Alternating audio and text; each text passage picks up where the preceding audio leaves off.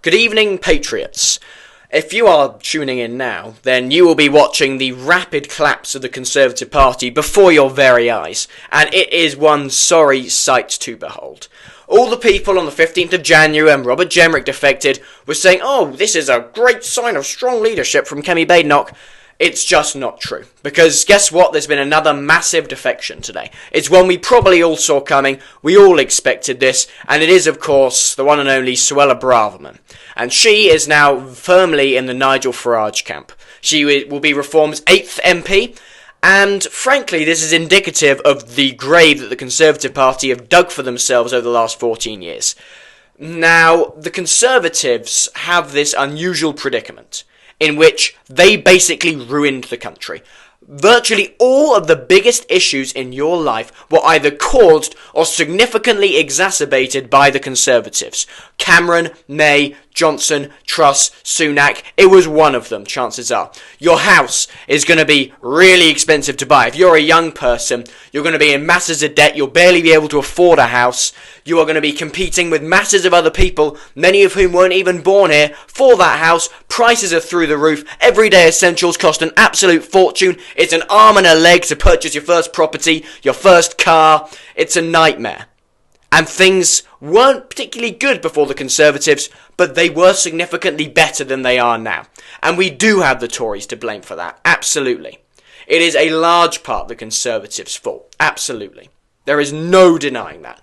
No one can make a sound case to say that the Conservatives did a good job on basically any issue in British politics. They didn't resolve anything, and they made the vast majority of things worse. In this multifaceted political war, the Conservatives made everything worse. They threw open our borders in terms of both legal and illegal migration. They call it the Boris wave for a reason. Boris Johnson threw open our borders. Millions of people flooded through in the space of just a couple of years. People we don't really need. People that the majority of Brits probably don't really want. We do not want our borders wide open for unnecessary, unchecked, unvetted migration. It's unnecessary. There is no reason for that to be happening in Great Britain.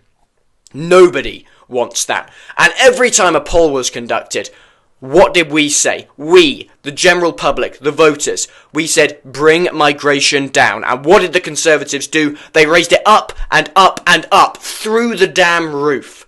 And that, obviously, made the people angry, and they got booted out in 2024. They were replaced with something potentially even worse, although I wouldn't go quite so far as to say that just yet. But the way we're heading, Starmer might even be worse than Johnson. There is a chance of that.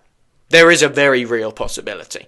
Maybe not in terms of migration, but in terms of economic damage. The things Rachel Reeves is going to do to our country are going to be horrendous, and you could be feeling it for decades to come. But one thing you know you're going to be feeling the consequence of for a very, very long time is the Conservative disaster. Sky-high house prices, high inflation, open borders, no one stopped the boats, the country got worse. Every facet of the human experience, every facet of your existence, from prices to your safety to going for a walk at night on the street, everything got worse. You got less safe. Your community got less safe. You got less rich. The country got less rich. Everything got worse under the Conservatives. And frankly, the thing that appalls me the most about it, the thing that really, really pisses me off, is that the Conservatives won't even admit that Britain is broken. Part of the reason Robert Jenrick defected, as I've said, is because he was one of the only people in the Conservative shadow cabinet who had the balls to say, Britain is broken. And the Conservatives broke it. You cannot be the arsonist and then deny that you started the fire. It doesn't work like that. Not in a democracy, not in Great Britain, not in the land of the Magna Carta. That is not how things happen in this country. If you want to run a crazy authoritarian autocracy, go to North Korea, go to China, go to some third world country where things like that are acceptable. This is Britain. You will not destroy our country and not face consequences. And the Conservatives are feeling the consequences of their brutal assault against Great Britain right now. And frankly, they very much deserve it. See you next time.